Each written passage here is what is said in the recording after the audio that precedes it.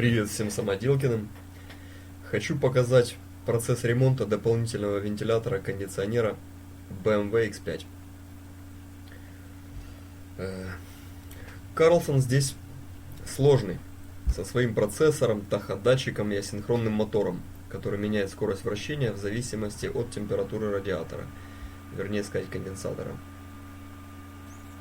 Это уже второй вентилятор, который принес мне друг. По слухам, стоит это устройство около 700 евро.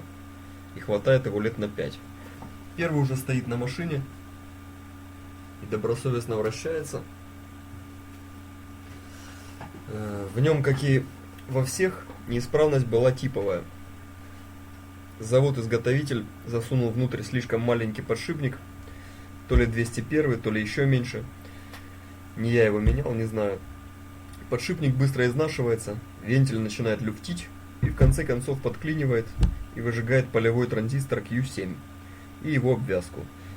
Еще до того, как компьютер фиксирует ошибку тяжелый ход, а потом как следствие формирует ошибку короткое замыкание на массу. Разбираем его аккуратненько. Он у меня уже был разобран, я его собрал просто чтобы продемонстрировать.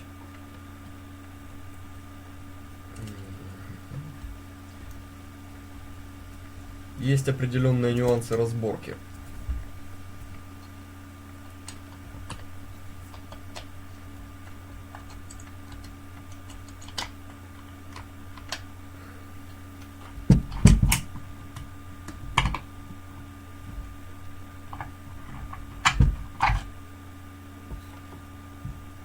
Вот, значит, находится модуль управления здесь.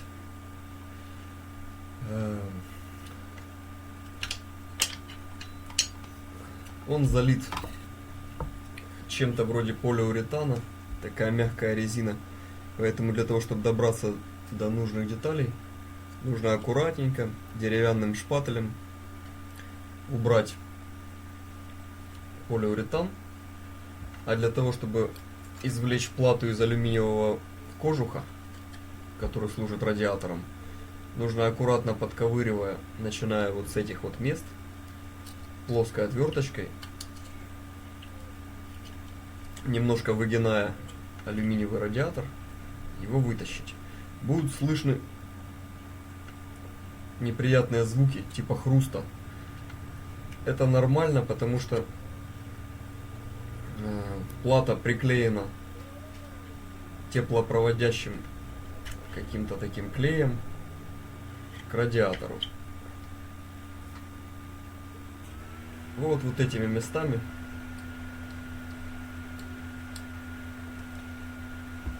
в местах пайки полевых транзисторов, которые управляют мотором, с обратной стороны она приклеена вот сюда. Электрического контакта здесь быть не должно, то есть теплопроводящий слой являлся диэлектриком, поэтому вследствие нужно будет наклеить сюда такие специальные токопроводящие резиновые штучки, они продаются отдельно. И я их посадил на термопасту.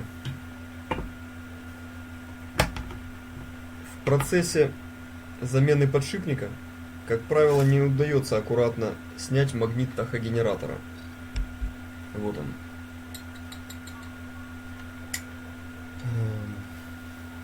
Он ломается на несколько частей, но в дальнейшем может быть успешно склеен. Тут нужно использовать фантазию и суперклей или еще что-нибудь. Понятно, что все эти сложности придуманы производителем неспроста, как, впрочем, еще много узлов этого чудо-УАЗика. По уму плату этого контроллера можно было расположить за пределами корпуса Карлсона, тогда не пришлось бы заливать ее полиуретаном, да и подшипник поставить можно было покрупнее, учитывая ценовую категорию автомобиля. Вот вам современный автопром. Ну да ладно. С первым вентилятором все прошло без проблем. Я заменил полевик Q9. Родной стоял SAP 70N06 на 70 ампер 60 вольт. Я поставил аналог с чуть большим разбегом мощностей и RF1010ES. И заменил биполярный транзистор Q7 в SMD корпусе. Вот он. Не знаю, видно, не видно. На форуме BMW водов была любезно предоставлена схема и маркировка Q7 2SD1782. Такого я в магазине не нашел, поэтому поставил ближайший аналог BCX41. И вентилятор заработал. Ссылку на схемы и на форумы, где люди обсуждают эти проблемы, я дам ниже в описании видео. Со вторым все оказалось немного жестче.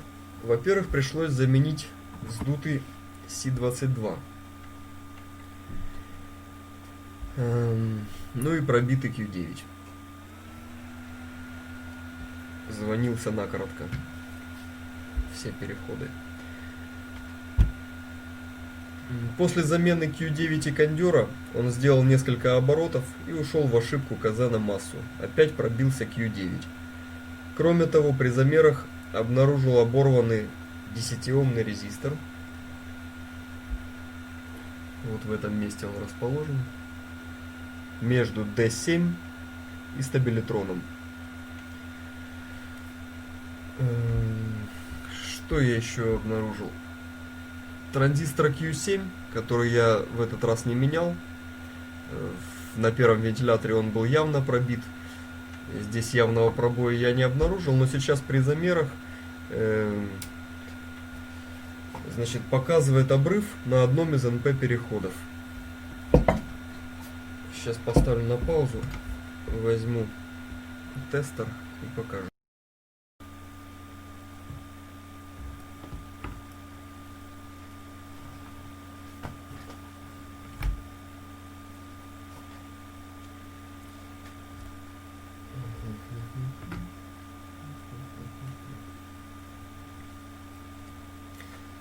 Так.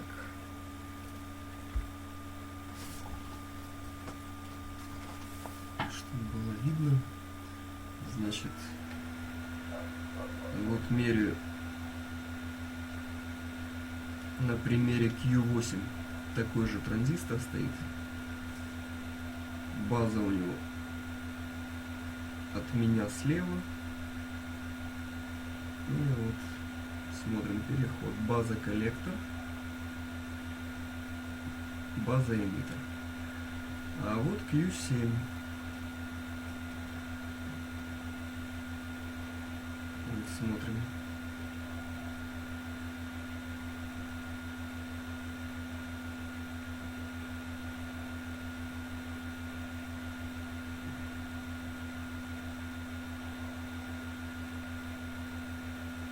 База коллектор переход. И вот база эмиттер. Вообще не показывает. Нет, что-то показывает. Падение напряжения. Значит, база коллектор нормально, 693 милливольта. База эмиттер явно что-то не то. Ну, будем менять.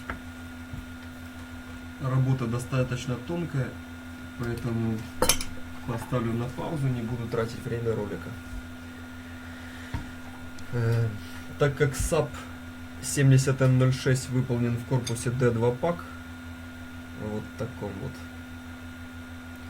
и впаян своим коллектором на плату, значит, нужно быть осторожным, чтобы его не перегреть, так как первый у меня умер еще на операционном столе от перегрева.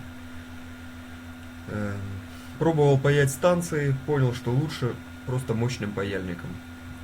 На этот раз я взял транзистор с запасом по току и по напряжению. У него корпус ТО-220, поэтому необходимо доработать напильничком. Все, встретимся после паузы. Вуаля! Я все перепаял.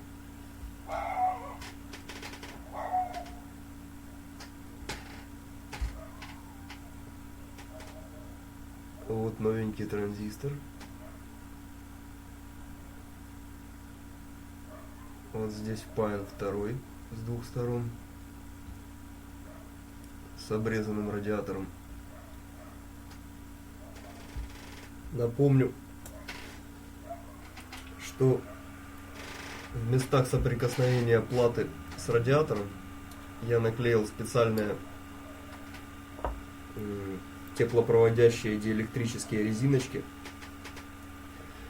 Ну, на форумах пишут, что садить можно, конечно, на какие-то клеи, на жидкие гвозди, но я предпочитаю более эффективный способ. Так как модуль будет находиться порой в неблагоприятной среде, туда может попадать влага, грязь и прочее. Места, где я удалил герметик, после испытания нужно защитить каким-нибудь легко удаляющимся силиконом.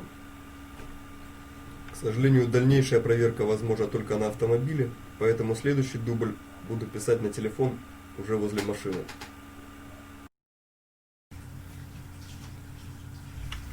Все собрано, готово к дальнейшим испытаниям. Если все заработает, нужно будет снова разобрать, посадить силикон. Ну и все как-то так.